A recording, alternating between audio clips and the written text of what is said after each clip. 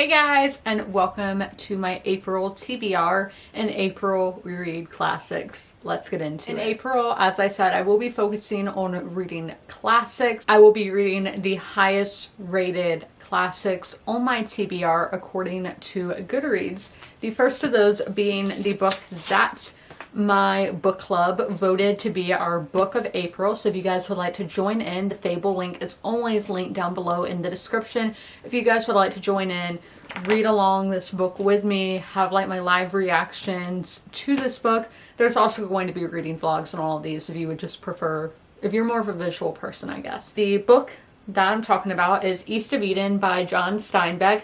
This is, in a way, a biblical retelling. Now, I know when people hear biblical, they're like, nope, I don't want anything to do with it. It's going to be boring. Now, I don't know if this book's boring or not. I haven't read it. Don't let the biblical part scare you. This is just using the book of Genesis, which is the first book in the Bible. So your stories like Adam and Eve, Noah's Ark, the creation story, those Cain and Abel, those are the kind of stories you are getting in Genesis. So it's taking inspiration from that, having those kind of plot points just in a historical fiction setting, as this is all about the early days of the state of California, following these two families in Salinas, California. I might be pronouncing that incorrectly. It's a multi-generational family saga, which is my all-time favorite trope, and a lot of people who've read some of my favorite books, like the love songs of W.E.B. Du Bois, I have heard love East of Eden, and that it's told in, or I don't remember if it was this, or if it was that, or Demon Copperhead. I think it was Demon Copperhead that I've been told is told in a similar way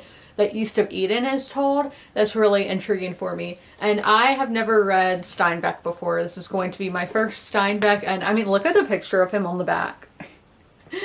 I purchased this book at Barnes & Noble in Spartanburg this past July, and I loved that Barnes & Noble. I've seen it in other people's videos. They're changing locations, so hopefully it's all the same workers and, you know, all the same books and everything.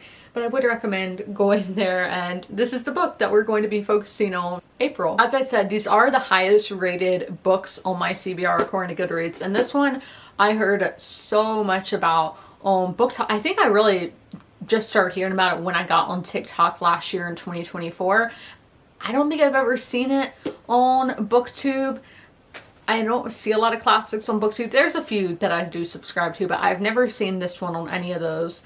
This is Stoner by John Williams with an introduction by John McCarran. Might be pronouncing that wrong. I got this one in Atlanta last summer at a Barnes & Noble in, I don't remember what city that is. It's north of Marietta. That's all I can tell you. Stoner is a very quiet story. It is about this man who is Stoner. His name is William Stoner. He's grown up on a farm. We're having, I think this one was a farming families as well, but another farming one. He grew up on a, like, with a big farming family, agriculture family in Missouri, and that's what is expected of him, to become a farmer after his father and like the generations before. But William Stoner, he does something different. He goes away to university, which is completely unheard of in his family. He meets a woman there, he falls in love, and it goes through his life how it's this very day-to-day, very bland, but how that is what defines us, is our life, our day-to-day. That is your life. That is the hyphen between your birth year and your death year. We will have to see what William Stoner does with his life choices. Next is one that has been on my TBR a really long time. I don't remember if this was necessarily in the top rated books on my TBR according to Goodreads. So much of literature has taken inspiration from this fantasy, historical. It is one of those stories that has survived thousands of years, and we're going to get more into that in a minute. But I am talking about the Iliad by Homer. This is the story of Achilles and the Trojan War. As I said, it's been around thousands of years, and there has to be a reason why it's been around so long. I think that is just so powerful, how important stories are. And Achilles, he was a very important figure to a lot of historical figures, even going very close to the modern day. I was reading about the it was one of the kings of France, I think, was really inspired by Achilles and saw him as a hero. And then obviously you're going to see it with the Romans and the Greeks, which Achilles was Greek, but you know, finding inspiration with him. The movie Troy is obviously based on this. There's a big plot point or theme in that movie about being immortal. Now, when we think the Greek gods and all that, we're thinking, you know, being godlike. But Achilles, I do think he did become immortal because we're still telling his story thousands of years later. His story lives on. We're making movies. We're making, you know, all kinds of adaptations like the Song of Achilles. You see him everywhere. I do think he got that immortal status, even if it might not be in that fantastical element. But he is still a hero to a lot of people and is still remembered all these years later. So I cannot wait to see what that's all about. And I am nervous as well because I don't know what this translation is going to be like. This is a Penguin edition that I have right here, Penguin Classics in the cloth bound. So I am intimidated, but I'm excited as well because y'all know I love ancient history. We do have my add-ons of the month, if you will. First, the graphic novel. I did learn about this one from Emmeline on Book Talk, I think that's her name. She's the one. It's like, you're not a hot girl if you don't have a library card. I only think that's so funny. I learned about this book through her, and it is Dog Days by Kiam Suk Gendrikem. This is, again, a graphic novel, and it is coming to us from Korea. It's translated by Janet Hong. I'm going to read the back of the book here. I just know there's something about, like, dog farms in Asia and all of that. Anna never wanted to adopt a dog, but with her partner in mourning and in desperate need of a boost in morale, she gives in to his humble request. And in the grand tradition of reluctant pet owners, she and their puppy soon become inseparable. The young couple even goes so far as to relocate to soothe their new canine pal's anxiety. After all, there's nothing like a move to the country to set yourself right, right? The ideal of a quiet life soon gives way to a surprising degree of antagonism, including clashes with longtime local residents of a different generation. The culture shock is palpable for all three urban transplants as isolation of their new environs starts to sink in.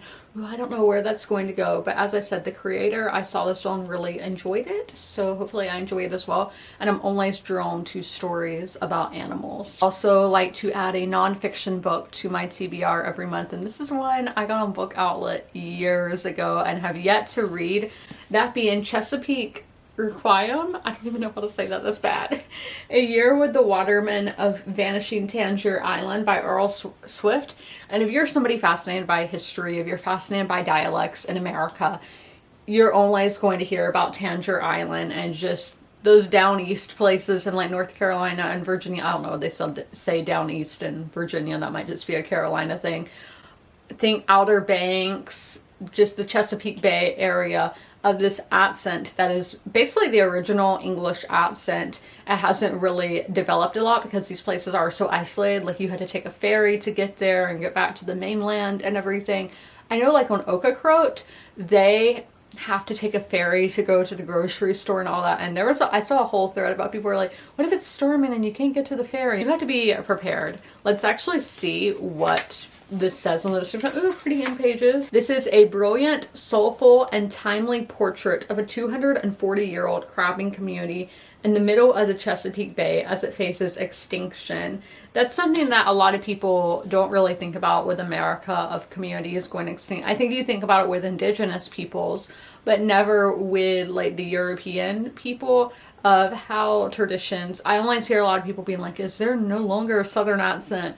There's a Southern accent. Come here and you will hear it. With the world being so connected now with social media and smartphones, computers, you're gonna see the infiltration. Like my German friend, we have her saying y'all. There's just some things that you're going to pick up from all this, because you can watch TV shows from all over the world, YouTube videos of creators from all over the world, that the dialects are ever changing. So are these like fishing communities in the Chesapeake Bay Are they going to keep that original accent that they have from the 1600s, or is it going to develop into something else? This book is going to dive into that. I hope you guys enjoyed this video. If you made it all the way through, leave a water, some kind of rain emoji in the comments below. And as always, comment, rate, and subscribe. And don't forget to ring that notification bell to be notified when all my videos go live. I'll see you in my next one. Bye!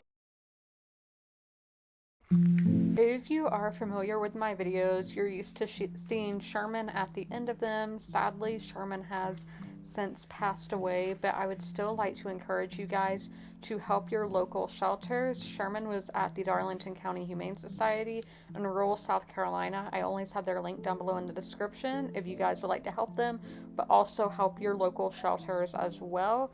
You can do that by donating, sharing posts like this one, volunteering, fostering, and adopting, which it's great to do all of those things. Great to help your community, great to help the animals in your community, and I cannot recommend it enough. All of my pets were rescues, they were strays or from animal shelters, and I love them so much, and I know how much love they can give, so knowing these pets at the shelter can equally give that much love, it's amazing. And y'all should totally take part and help out those local animal shelter pets, and please help them.